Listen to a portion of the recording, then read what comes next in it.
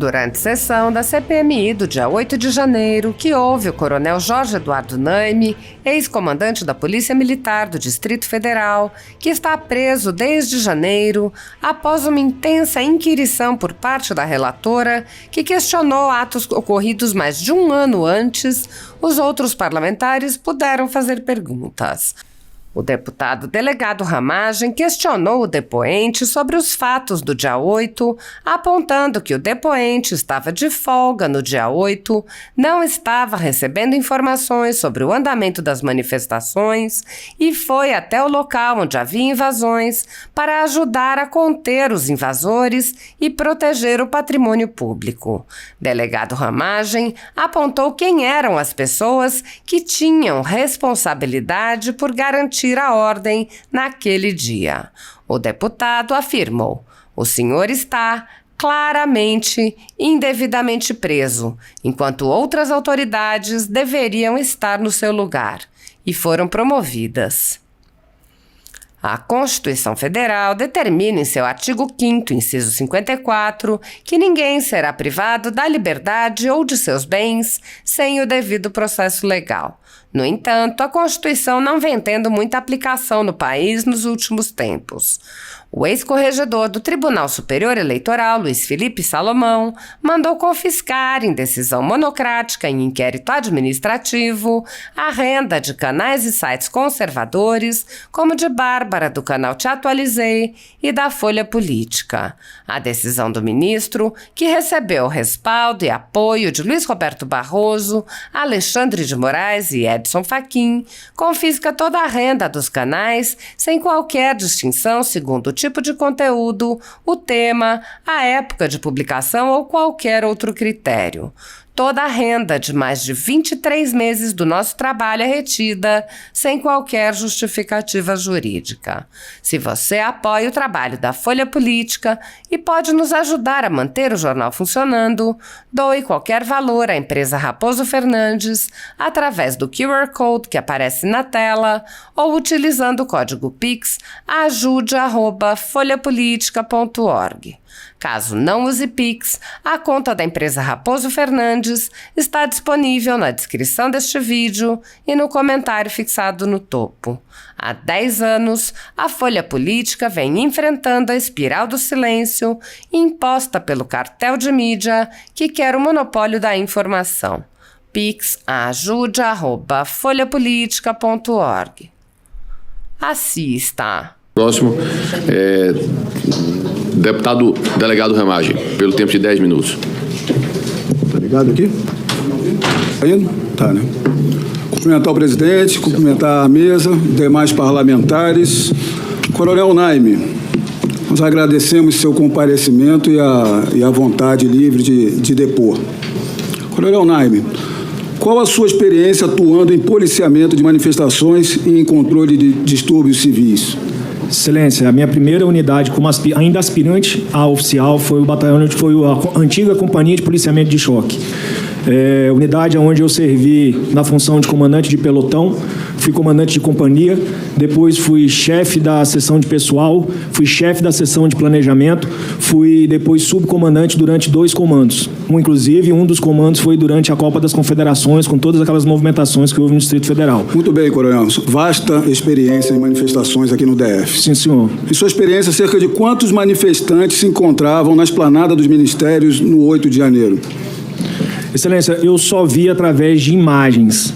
Eu só vi através de imagens, assim, do que veio na imprensa, né? Mas eu acredito que algo assim, eu não me sinto seguro de dizer um número mais exato, ou menos, né? Mas 500, 1 milhão, eu acho mil, que em 5 torno mil. de 10 a 12 mil pessoas. Muito diferente das manifestações anteriores, que cerca de 500 mil pessoas, até 1 milhão, se apresentavam. E nessas grandes manifestações, ordeiras pacíficas, não houve qualquer invasão ou depredação, quebra de patrimônio público. O senhor já informou que estava afastado de licença no 8 de janeiro. Também não estava no momento das reuniões preparatórias e dos planejamentos anteriores a uma possibilidade do 8 de janeiro. Não, senhor Excelência, eu tomei conhecimento do planejamento só depois que eu fui preso.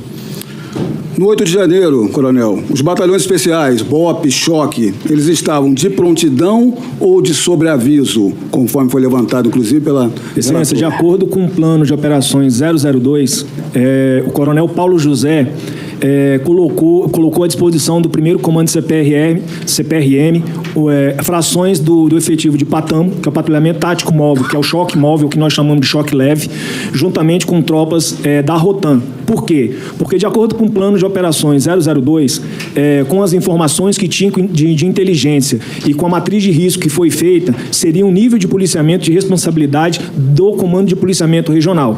Então, a partir daí, o que o chefe do DOP faz? O chefe do DOP fez a matriz. A matriz indicou que o nível do policiamento que estava de acordo com as informações de inteligência era um nível de comando regional, ele só repassa ao chefe do departamento, do chefe do comando. Coronel, então houve uma fração, cerca do efetivo completo do choque do BOP estava de sobreaviso. O que eu estou tentando explicar para o senhor, Excelência. Eu tenho que controlar meu tempo, senão eu perco as perguntas, peço desculpas. Eu só pedi para o senhor... O senhor poderia explicar a diferença de sobreaviso para prontidão, rapidamente? O efetivo de sobreaviso, ele permanece em casa. O efetivo de prontidão, ele permanece no quartel. De prontidão, eles chegariam em quanto tempo o choque BOP, o efetivo completo? 40 minutos. Imagine como estavam em sobreaviso, que ainda teria que se dirigir a seus batalhões, suas unidades, se equipar à saída. Ou seja, de sobreaviso, eles não atenderiam à demanda que aconteceu no 8 de janeiro. Nós passamos por um tempo de 2h30 a 3 horas. Ok, como foi colocado até pela relatora, e a oposição também bem conhece, nós sabemos que foi o coronel Klepter que deu a ordem, a determinação de colocar essas tropas, esses batalhões de sobreaviso. Qual era a função do coronel Klepter no início de janeiro até o 8 de janeiro? O coronel Klepter era o subcomandante-geral. Subcomandante-geral. Qual a posição dele, o cargo, a função dele agora? Hoje ele é o comandante-geral da Polícia Militar do Distrito Federal. Quem o promoveu a comandante-geral? Doutor Ricardo Capelli. Ricardo Capelli, o interventor, o promoveu, a pessoa que colocou as tropas todas de sobreaviso e não de prontidão. Ricardo Capelli, antes de ser interventor, ele trabalhava em que ministério? Excelência, que eu tenho conhecimento do Ministério da Justiça. 02 do Ministério da Justiça do senhor Flávio Dino. Por que os requerimentos do senhor Capelli não foram aprovados nessa CPMI? O senhor está perguntando para mim? É porque eu sei que o senhor não sabe, mas nós aqui sabemos o porquê. O senhor, mesmo de licença, o senhor vestiu a sua farda e foi à esplanada tentar evitar que manifestantes invadissem e depredassem patrimônio público. Onde estava o coronel Klepter? Ele estava no Gabinete de Gestão de Crise na Secretaria de Segurança. Ele chegou na presença de quem ao Teatro de Operações? Juntamente com o Dr. Capelli. O senhor declarou que a entrada nos prédios públicos no 8 de janeiro foi fácil e diferenciada, isso comparado a diversas manifestações. Portanto, clara omissão. Qual é a atribuição, a obrigação e a responsabilidade da Polícia Militar do Distrito Federal diretamente aos prédios dos 3 poderes, inclusive internamente? Excelência, a Polícia Militar, a responsabilidade dela é somente nas vias do Distrito Federal. Isso se restringe aos acessos à via N1, N2, S1, S2, falando-se em questão de esplanada. Eu cito para os senhores, historicamente, eu operando de choque, inclusive na época do movimento do Passe Livre, eu lembro que o excelentíssimo senhor senador Renan Calheiros era o presidente dessa casa e ele mesmo deu a determinação que a Polícia de Choque não podia entrar no Congresso, pois nós não temos jurisdição aqui dentro. A jurisdição aqui é da Polícia Legislativa.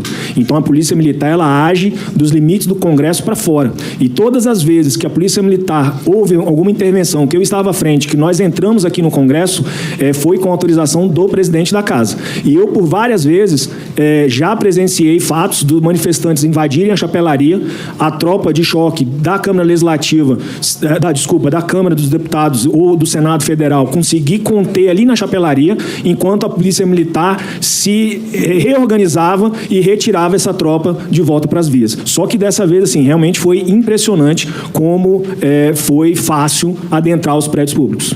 Impressionante como foi fácil adentrar os prédios públicos. Os 3 prédios dos 3 poderes pertencem à administração pública federal ou distrital? Os 3 prédios pertencem à administração pública legislativa federal, ao judiciário federal e ao executivo federal. Muito bem, coronel. Então, o senhor não estava trabalhando no momento do 8 de janeiro, nem no planejamento. O senhor vestiu sua farda e foi para o fronte tentar ajudar os colegas no trabalho. O senhor não estava nos grupos que recebiam as ameaças, as notícias de ameaças e alertas do perigo de invasão em grupos federais ou distritais, e a Polícia Militar do Distrito Federal não tem qualquer atribuição perante os 3 prédios públicos dos 3 poderes. Então, coronel, o senhor está claramente, indevidamente preso, enquanto outras autoridades deveriam estar no seu lugar. Ou foram promovidos. Ou foram promovidas. Muito obrigado, presidente. Muito obrigado, coronel.